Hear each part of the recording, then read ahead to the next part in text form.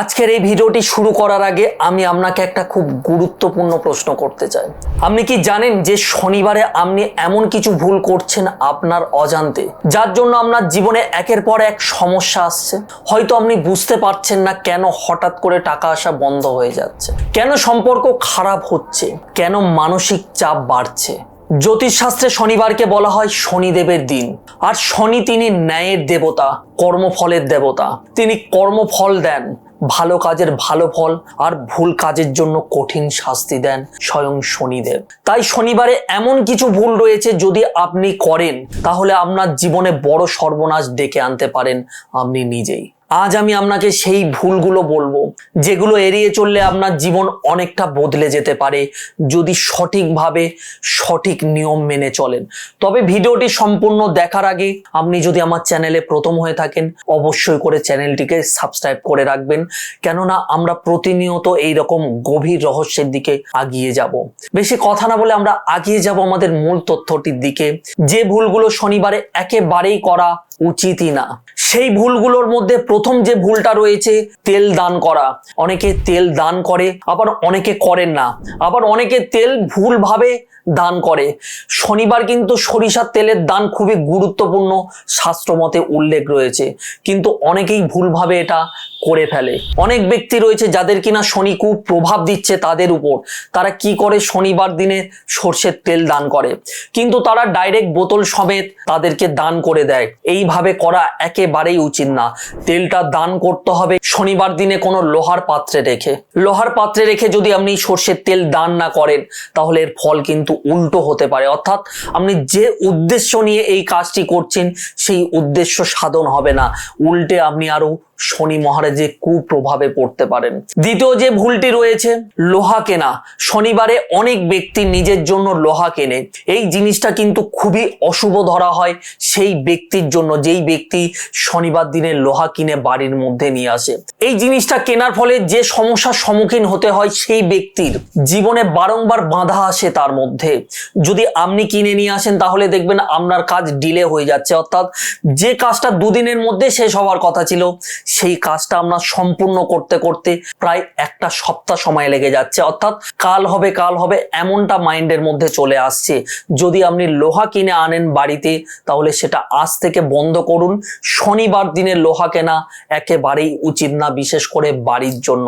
এই ভুলটা যদি করে আসছিলেন তো আজ থেকে অবশ্যই করে বন্ধ করে দিন। এবার আমি যেটা জানাবো যে 3 নম্বর যে ভুলটা একেবারেই শনিবারে করা উচিত না, যদি করেন তাহলে নানান রকম সমস্যার সম্মুখীন হতে পারেন আপনি। শনিবার দিন যদি আপনি কারোর সঙ্গে ঝগড়া করেন, হতে পারে আপনার কোনো অন্যায় রয়েছে, কিংবা আপনার উল্টো দিকে থাকা যে ব্যক্তি রয়েছে হতে পারে সেই ব্যক্তির কোনো অন্যায় বা দোষ রয়েছে, তার কারণে আপনি ঝগড়া করছেন, তাহলে কিন্তু অনেক সমস্যার মুখে পড়বেন। নেগেটিভ এনার্জি অনেক দিন থাকবে আপনার উপরে। শনিদেব তখন আপনাকে পরীক্ষা নিতে শুরু করবেন। আর আপনি নিশ্চয়ই ভালো করে জানেন যে শনিদেব কোনো মানুষের উপর পরীক্ষা নিতে শুরু করলে সেই ব্যক্তির কি অবস্থা হতে পারে। আমরা কম বেশি সকলেই জানি যে শনির দৃষ্টির কারণে রামকে বনবাসে যেতে হয়েছিল এবং স্বয়ং রাজা হরিশ্চন্দ্রকে শ্মশানে মরা পড়াতে হয়েছিল। এইরকমই বহু প্রমাণ রয়েছে যে শনির দৃষ্টি যদি কারোর উপরে পড়ে সেই ব্যক্তির কতটা কঠিন পরীক্ষা দিতে হয়। নিশ্চয়ই আপনি আর দ্বিতীয়বার এই ভুলটা করবেন না। কোনো শনিবার দিন কারোর সঙ্গে ঝগড়া অশান্তিতে কোনো মতেই জড়াবেন না। এবার আমি আপনাদেরকে বলবো যে 4 নম্বর যে ভুলটা কোনো রকম ভাবে আপনি করবেন না, সেই ভুলটা হলো কি, গরিব বা কোনো অসহায় মানুষকে অবহেলা করবেন না, বিশেষ করে শনিবার দিনে। শনিবার দিনে যদি আপনি কোনো দরিদ্রকে সাহায্য না করতে পারেন তাহলে তাকে কোনো রকম ভাবে ছোট করবেন না। আর যদি আপনার পক্ষে সম্ভব হয় যতটুকু আপনার সামর্থ্য রয়েছে তাকে সাহায্য করতে পারেন, কারণ একটা কথাই জানেন যে শনি যাদের সাপোর্টে থাকে সেই ব্যক্তিকে কিন্তু জিরো থেকে হিরো করে। আবার যদি শনি তার বিপরীতে থাকে অর্থাৎ তারপরে কুদৃষ্টি দেয় তাহলে সেই হিরো থেকে কিন্তু জিরোতে এনে দেয়, অর্থাৎ মাটির মধ্যে মিশিয়ে দেয়। 5ম ভুল, শনিবার দিনে অনেকে এই কমন ভুলটা করে থাকে, যেমন কালো কুকুর বা কাককে তাড়িয়ে দেয় বাড়ির মধ্যে আসলে। শনিবার দিনে একেবারে এই ভুলটা করবেন না। শনিবার দিন কালো কাক বা কুকুরকে একেবারেই তাড়ানো উচিত না, কারণ এগুলো হচ্ছে কি শনির বাহন।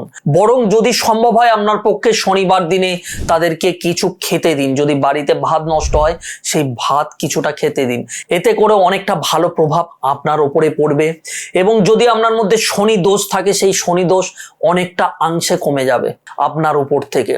এবার আমি জানাবো 6 নম্বর যে ভুলটা রয়েছে, যেটার কারণে শনিদেব আমাদের উপর রুষ্ট হতে পারে। শনিবার দিন রাতের বেলা চুল বা নখ একেবারেই কাটবেন না। অনেক ব্যক্তি রয়েছে, আপনিও হতে পারেন সেই ব্যক্তির মধ্যে যে শনিবার রাতের বেলা নখ বা চুল কাটছেন। এটা যদি আপনি করছেন তো তাহলে দেখবেন আপনি আপনার অজান্তে আপনার জীবনের মধ্যে একটা অশান্তি ডেকে আনছেন, আপনার নিজের মধ্যে একটা অস্থিরতা বেড়ে যেতে চলেছে।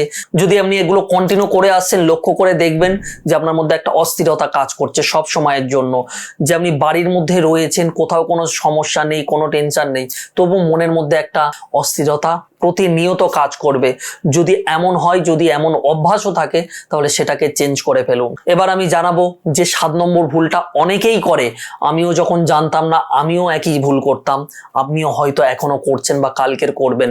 যেটা হচ্ছে পুরনো জিনিস শনিবার দিনে কখনো বাড়ি থেকে বাইরে ফেলবেন না, কারণ পুরনো জিনিস আর শনির মধ্যে একটা কানেকশন রয়েছে। বিশেষ করে পুরনো কোনো লোহার জিনিস হঠাৎ ফেলে দিলে তা নেগেটিভ ফল দিতে পারে, বিশেষ করে শনিবার যদি ফেলে দেন। এটা ধীরে ধীরে নষ্ট করা উচিত, তারপরে সেটাকে বিক্রি করে দিন বা ফেলে দিন।